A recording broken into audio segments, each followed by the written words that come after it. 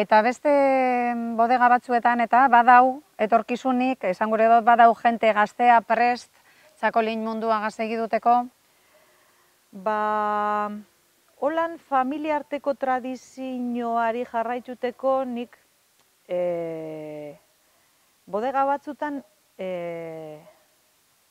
ez dut ikusten eindirelako apurbet profesional, ez dakiz zelan esan, fabrika estilokoak, ez? Edo behar bada kooperatiba estilokoak, edo orduen horria igual galdu eitzen da, ez dakiz zelan esan, belaunaldiko hori, ez? Traspaso hori.